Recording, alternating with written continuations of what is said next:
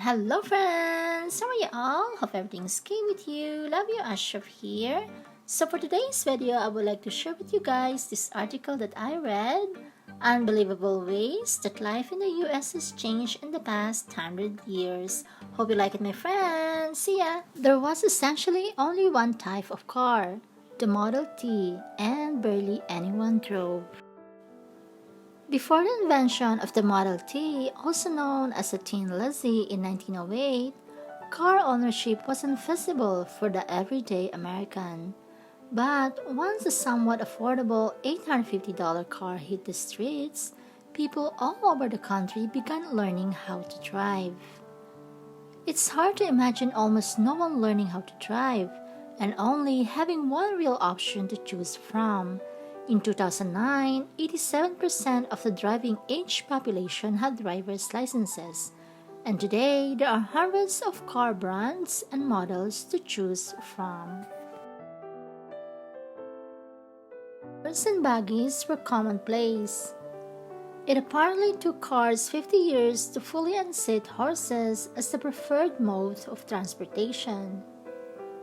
One of the reasons why is that horses were also useful in rural areas where they doubled as both transportation and work hands.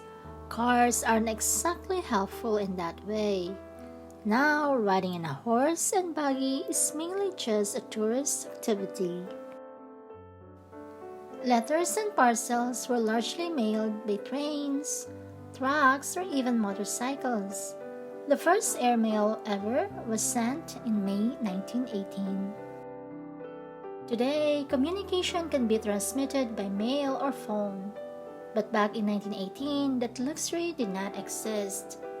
While the US Postal Service is still around today, it's continually losing money as less and less people are mailing things. 100 years ago, though, people were marveling at the idea of flying mail across the country. Heroin and other opiates were available as over-the-counter medicines. Heroin was first introduced in 1898 and was included in many cold remedies as well as cough syrup. Morphine, opium, and cocaine too were being sold in pharmacies across the country. Now, heroin is known as a highly addictive and dangerous drug, and the opioid crisis was declared a public health emergency in 2017.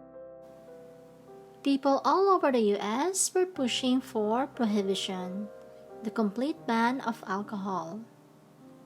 The temperance movement, which pushed the government to ban the consumption and production of alcohol, first started in the 1800s. The first state to ban alcohol completely was Maine in 1846.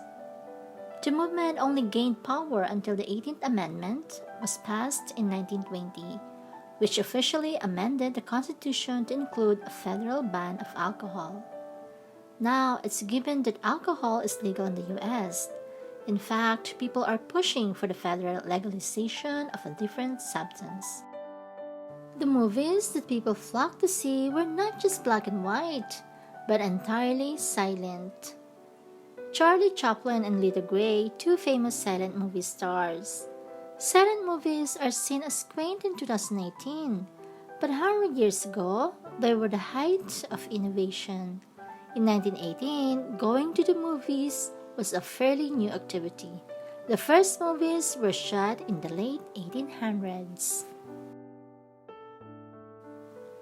Women left behind corsets, only to trade them for girdles.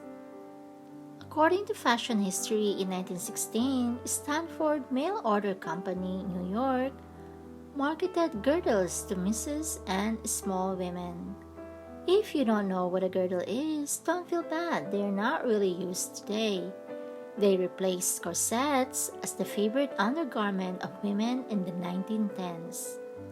A girdle is essentially a less form-fitting corset.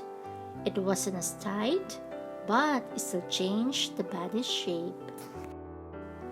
Forget dating apps, couples got set up by their parents and courted each other. The idea of dating did not really come into vogue until the 1920s.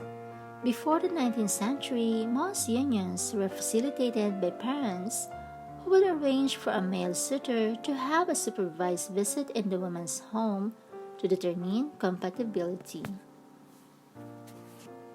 In the early 1900s, romance was a new concept. People tended to marry for practical or financial reasons. Women were protesting for the right to vote. In 1918, women were 2 years away from winning their battle for voting equality and the passage of the 19th Amendment.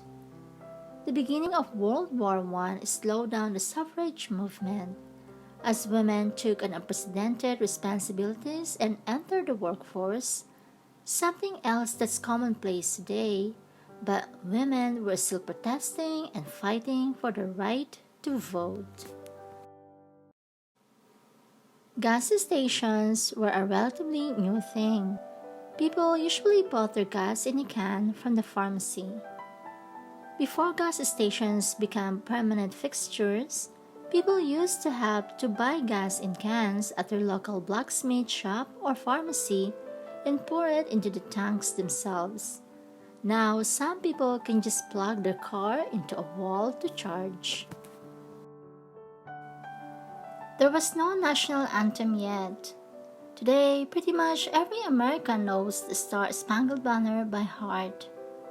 But 100 years ago, the US had no official national anthem. While the Star-Spangled Banner was recognized for official uses, so were a few other songs such as My Country, Tis of Thee, and America the Beautiful. The Star-Spangled Banner didn't become the official national anthem until 1931. There were no federal laws on child labor, meaning many children dropped out of school. The first federal child labor laws were passed in 1916, but it was only ruled to be unconstitutional 2 years later, and there would be no real regulation until 1938's Fair Labor Standards Act. While it's hard to picture young children working full-time jobs in mines, factories, and pretty much any other unskilled profession today, it was the norm less than 100 years ago. The 1900 census suggests that almost 2 million kids aged 10 to 15 were working full-time jobs.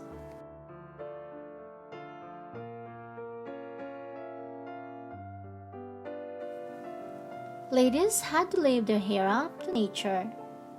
Blow dryers weren't readily available until the 20s. The first hair dryer was invented 1888, but it was the size of a vacuum cleaner, not exactly a practical home appliance. It also didn't work effectively enough to become mainstream. But once hair dryers became smaller and more portable in the 1920s, they blew up. And now 88% of American households report owning at least one. Indoor plumbing was still pretty new. Outhouses were commonly used outside of cities. Scottish inventor Alexander Combe patented the flushing toilet in 1775. But toilets, as we know them today, were really only introduced in 1910. But they were for the very wealthy only. And before that, even in huge metropolises like New York City, people used communal outhouses and chamber pots. It would take decades before indoor plumbing became the norm in rural areas. Americans were very conscious of how much food they ate in order to conserve provisions for soldiers fighting in World War I. In 1918, every patriotic American was constantly reminded not to buy any more food than necessary, since the troops across the pond fighting the Germans needed to be fed. So that's it for today, my friends. Thank you so much for watching. Thank you all for your support. Hope you learned something about our video for today. And if you're new to our channel, please don't forget to subscribe, like, comments, and don't forget to turn on your notification bell to get notified whenever we post our new videos. Thanks once again, my friends. See you on our next video. Bye for now.